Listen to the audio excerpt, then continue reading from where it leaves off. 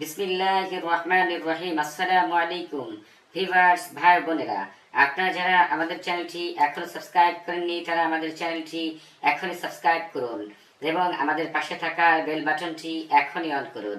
আজকে আমি আপনাদের মাঝে হাজির হয়েছি শত্রুর নিদ্রা বন্ধ করে শত্রুকে পাগল করে দেওয়ার 100% পরীক্ষিত খুবই শক্তিশালী একটি আমল নিয়ে। ঘুম এমন একটা বিষয়, কেউ যদি সঠিক সময়ে ঘুম না আসতে পারেন তাহলে সেই ব্যক্তি কেবল বুঝতে পারবেন ঘুম না আসার জ্বালাটা কতটা ভয়ানক। যে সকল ভিউয়ার্স ভাই ও বোনেরা শত্রুর নিদ্রা বন্ধ করে দিয়ে উচিত শিক্ষার মাধ্যমে পাগল করতে চান, সেই সকল ভিউয়ার্স ভাই বোনেরা জীবনে একবার হলেও এই আমলটি সঠিক নিয়মে করে দেখবেন। ইনশাআল্লাহ অবশ্যই খুব ভালো উপকার পাবেন, যা আপনি চিন্তাও করতে পারবেন না। এই আমলটি সঠিক নিয়মে করতে পারলে শত্রু পাগল হয়ে যাবে, এতে কোনো প্রকার সন্দেহ নেই। শত্রু যখন ঘুমের জন্য শত চেষ্টা করবে কিন্তু কোনো মতেই ঘুম আসতে পারবে না, তখন শত্রুর মনে হবে এই কাজটা করলে মনে হয় ঘুম আসবে, আবার মনে হবে ওই কাজটা করলে মনে হয় ঘুম আসবে।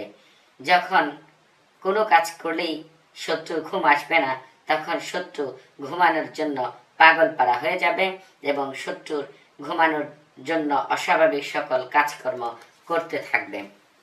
এতে পরিবারের সকল লোকজন এবং আশেপাশের সকল লোকজন দিনের পর দিন দেখে মনে করবে লোকটি মনে হয় পাগল হয়ে গেছে, কারণ সুস্থ মস্তিষ্কের মানুষ কখনো এমন কাজ কর্ম করতে পারে না।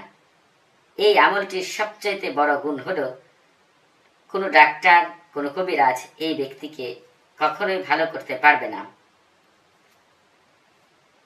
কোনো শত্রু যদি শরীয়তের বাহিরে চলে যায়, তাকে বারবার বোঝানোর পরেও যদি সে ব্যক্তি শত্রুতা বন্ধ না করে, তাহলে তাকে ধ্বংস করা জায়েজ আছে, কিন্তু শত্রুকে মাফ করে দিতে পারলে উত্তম। আপনারা একটু লক্ষ্য রাখবেন, শত্রুকে যখন আর মাফ করা যায় না, তখন আপনারা শত্রুর বিরুদ্ধে এই আমলটি করবেন। আর আপনারা ছোটখাটো কোনো শত্রুর বিরুদ্ধে এই আমলটি করবেন না। কিভাবে আপনারা আমলটি করবেন আমি আপনাদের দেখিয়ে দিচ্ছি। আপনারা একটু ভালো করে লক্ষ্য করুন। যে নকশাটি দেখতে পাচ্ছেন, এই নকশাটি শুরু থেকে শেষ পর্যন্ত আপনারা একটু ভালো করে লক্ষ্য করুন।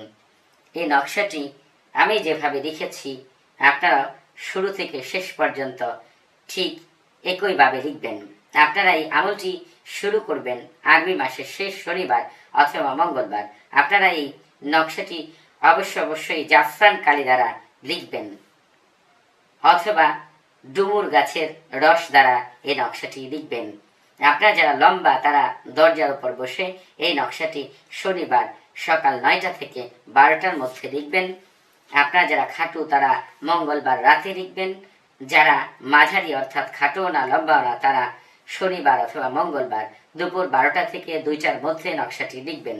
আর যারা ফর্সা তারা এই নকশাটি আগুনের পাশে পূর্ব দিকে মুখ করে মুখে তিতা জাতীয় জিনিস রেখে শনিবার অথবা মঙ্গলবার দুপুর 2টা থেকে 12টার মধ্যে নকশাটি লিখবেন। যারা কালো তারা নকশাটি রোদে দাঁড়িয়ে লিখবেন উপরে নিয়ম অনুযায়ী। নকশাটি লেখার সময় কলম বাম হাতে থাকলে ভালো হয়, তাহলে খুব তাড়াতাড়ি ভালো ফল পাবেন। অর্থাৎ নকশাটি বাম হাত দ্বারা লিখলে উত্তম ফল পাওয়া যায়। নকশাটি লিখবেন জায়নামাজে বসে, শরীরে আতর মেখে, অবশ্যই পাক পবিত্র হয়ে ওযু করে পূর্ব দিকে মুখ করে।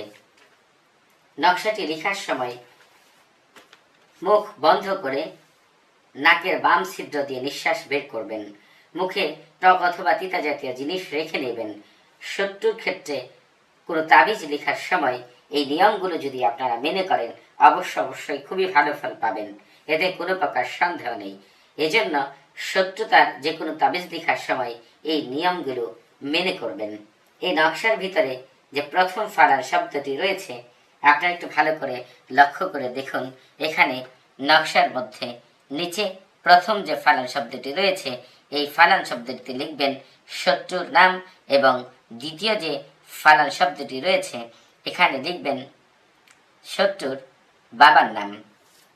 আর শত্রু যদি মেয়ে হয় তাহলে নকশার নিচের এই প্রথম ফালান শব্দটি লিখবেন, ওই মেয়েটির নাম, এবং এখানে বিনের পরিবর্তে বিনতে লিখবেন, এবং দ্বিতীয় এই ফালান শব্দটি লিখবেন ওই মেয়েটির মায়ের নাম।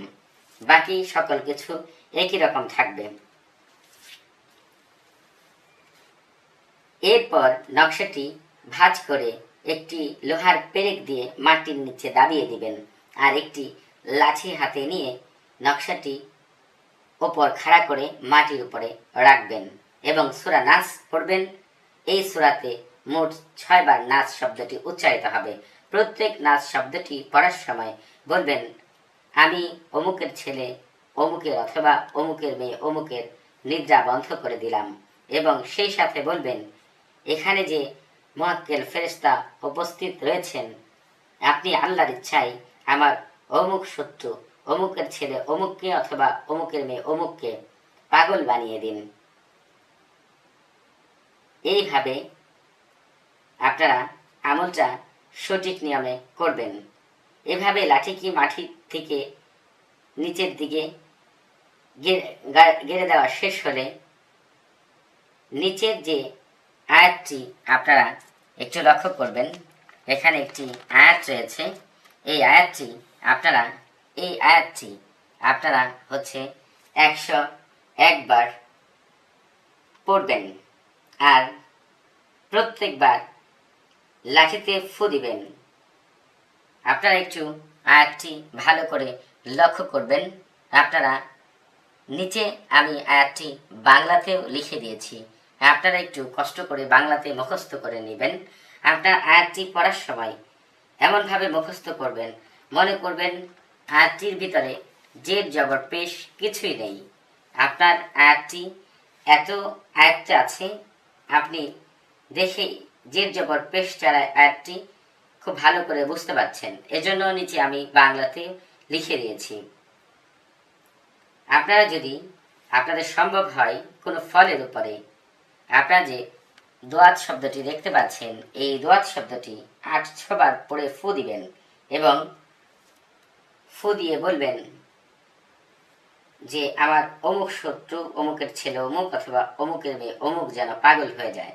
আপনারা সেই ফলটি আপনাদের শত্রুদের খাওয়াবেন।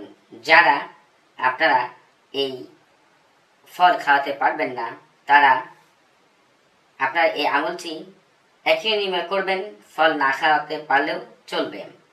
3 দিন পর লাঠিটি ও নকশাটি উঠিয়ে ফেলবেন। উঠানোর সময় সূরা নাস পড়বেন। আবার 3 দিন পরে এই আমলটি করবেন। এভাবে কয়েকদিন করলে শত্রুর নিদ্রা বন্ধ হয়ে যাবে এবং শত্রু পাগল হয়ে যাবে, এতে কোনো প্রকার সন্দেহ নেই। যারা দোয়াত শব্দটির আমল করতে পারবেন তারা খুব তাড়াতাড়ি ফল পেয়ে যাবেন। 2-1 সপ্তাহ সময় লাগতে পারে, কিন্তু যারা